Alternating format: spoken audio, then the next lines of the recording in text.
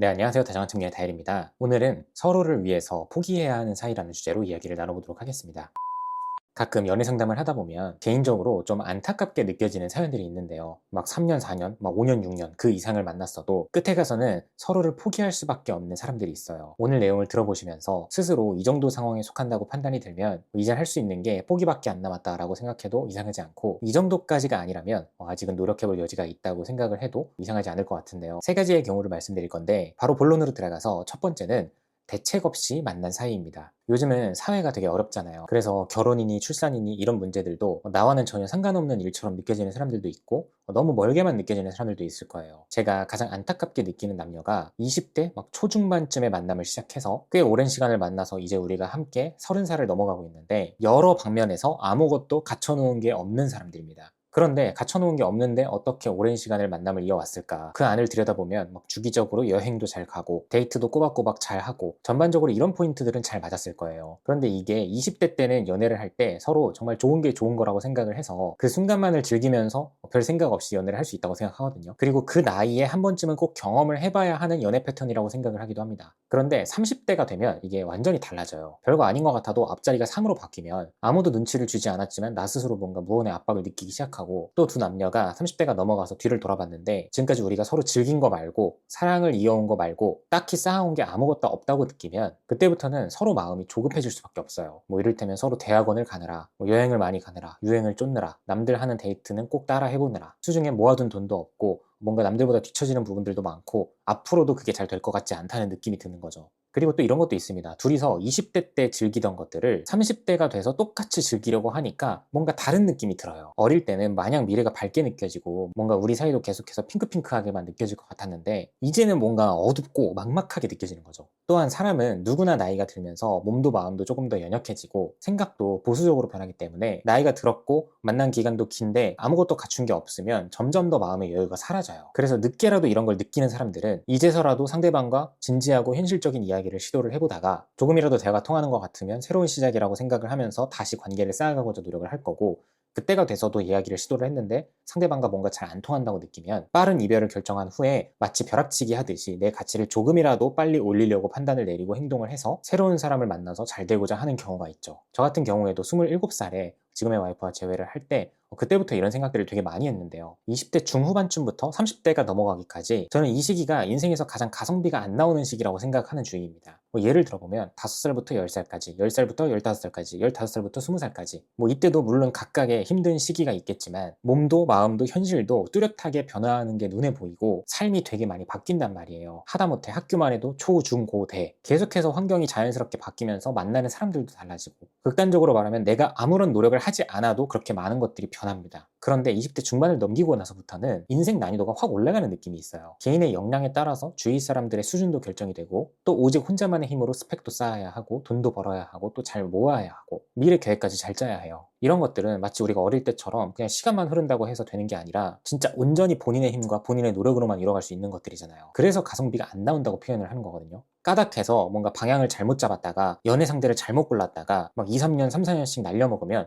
또 이런 일이 두 번, 세 번 반복되면 벌써 나이가 30대 중반이 넘어가거든요. 그래서 20대 초반 내지는 중반까지 놀 거 다 놀아보고 이제 내 인생의 그런 시기는 지났다. 내가 스스로 뭔가 목표한 것들을 이룰 때마다 자신에게 보상값으로만 선물을 해주겠다. 그럴 때만 이제 노는 시간을 허락해야겠다. 저는 지금 사회에서는 이런 기준이 좀 필요하다고 생각을 해요. 그리고 이런 두 남녀가 만나면 결혼까지 이어가는 것도 그렇게까지 어려운 일이 아니라고 생각을 합니다. 어느 정도 계획과 계산과 목표를 가지고 사는 사람들끼리의 만남이니까요. 그래서 인생에서 가장 중요한 시기라고도 볼 수 있는 이 20대 중후반부터 30대까지의 이 시기에 연애를 함부로 시작하지 말고 생각 없이 하면 안 된다고 생각을 합니다. 가끔 이런 분들도 있어요. 대학교 때 처음 만났는데 서로 대학원을 가게 되었고 중간에 회사도 들어가 봤다가 적성이 안 맞아서 퇴사를 하고 또 다시 새로운 대학원을 입학을 하고, 그런데 만난 기간은 벌써 6년, 우리의 나이는 30대 초반. 마음도 크고 만난 기간도 길다 보니 중간중간 서로 미래에 대한 이야기나 결혼에 대한 생각도 나눴는데 현실적으로 본인 스스로 나 혼자의 몸도 챙기기가 힘든, 밥벌이 하기도 힘든 상태이기 때문에 거기에 더불어서 가정적인 지원도 받을 수 없는 상태라고 한다면, 또한 지금 다니고 있는 이 대학원을 졸업한다고 해서 안정적인 미래가 그려지지도 않는다면 이런 경우는 서로가 서로를 위해서 놓아주게 되는 것 같아요. 딱 이 시점에는 정말 마음만 가지고는 아무것도 될 수가 없구나라는 거를 확실하게 느끼게 되는 시점이거든요. 이어서 두 번째로는 바로 서로가 서로에게 독이 되는 사이입니다. 연애를 하다 보면 사랑이라는 이름으로 서로를 망가뜨리는 관계가 있는 것 같아요. 사랑이라는 감정으로 두둔하는 척하면서 상대방의 자존심을 깎아내리거나 잦은 통제와 질투, 집착으로 상대방을 숨막히게 하는 경우가 있겠죠. 예를 들어서 뭐 한쪽이 너무 의존적이어서 상대방이 감정적으로나 뭐 경제적으로나 많은 부분 책임을 떠안는 경우도 있거든요. 상대방이 직장에 잘 적응을 하지 못해서, 아니면 뭐 개인적인 경제적인 문제, 아니면 가정적인 문제 때문에 연인에게 용돈을 받으면서 관계를 이어가는 경우들도 있고, 아니면 연인의 자취방에 얹혀서 지내는 경우들도 있어요. 이런 경우에는 주변 사람들이 다 헤어지라고 말을 하지만 정작 본인은 아직까지 사랑에 빠져서 못 벗어나는 경우죠. 그래서 이런 경우는 서로를 더 나은 사람으로 발전시키는 게 아니라 상처를 주거나 서로의 성장을 멈추게 만드는 사이라고 볼 수 있어요. 특히나 30대가 넘어가고 있는데도 이러고 있다면 큰 문제가 되겠죠. 시간은 한정적이고 자신감과 자존감을 회복하는데도 굉장히 오랜 시간이 필요하니까요. 그래서 사랑은 서로를 뭔가 치켜 세워주고 빛나게 해줄 수 있어야 하는데, 매일 상대방만 챙기느라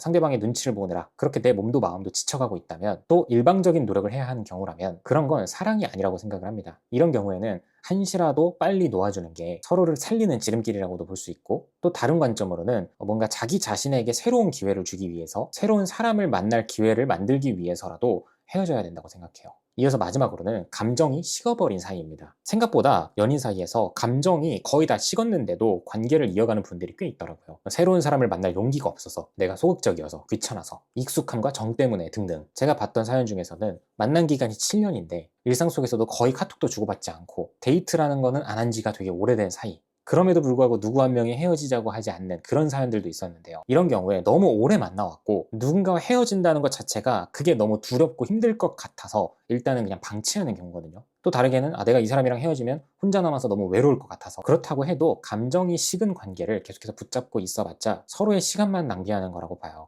그냥저냥한 마음으로 결국 결혼에 골인을 한다고 하여도 감정 없는 동거로 이어질 확률이 굉장히 높겠죠. 더 나아가서 지금도 이 정도인데 나중에 되면 어떨까라고 상상을 해보면, 차라리 헤어지고 나서 서로가 너무 그리워서 뭔가 이전과는 다른 마음가짐으로 다시 만나고 싶어서 다시 재회를 할지언정 먼저는 본인이 원하는 설렘을 위해서 새로운 노력을 해보셨으면 좋겠다는 생각입니다. 가끔 이런 말들이 있잖아요. 어떻게 사람이 처음 만났을 때처럼 계속 설레고 좋냐. 근데 저는 그렇게 생각을 합니다. 지금의 와이프와 6년 반을 함께하고 있는데 뭐 매일매일이 설레고 막 심장이 두근두근 뛰쳐나올 정도로 막 도파민이 폭발한다, 이렇게 말을 할 수는 없지만, 그렇다고 해서 이제는 같이 있어서 익숙하다, 뭐 설렘도 전혀 없다, 뭐 친구 같다, 이거는 더더욱 아니에요. 항상 어느 정도의 긴장감을 유지하면서 애정 표현도 정말 많이 하고 서로가 서로를 여전히 예쁘게 바라보고 대체로 모든 방면에서 소홀하지 않거든요. 그래서 뭐 오래 만나면 익숙해져서 다 편안해져서 설렁설렁 하게 된다, 저는 그 말을 좀 부정하는 편입니다. 그들 같은 경우에는 그냥 감정이 딱 그 정도가 아니었을까라고 생각을 하기 때문에, 분명히 더 잘 맞는 사람이 있다고 생각을 하면서 정말 잘 맞는 사람을 만나셨으면 좋겠습니다. 네, 오늘도 영상 봐주셔서 감사하고요. 지금까지 다정한 참견의 다일이었습니다.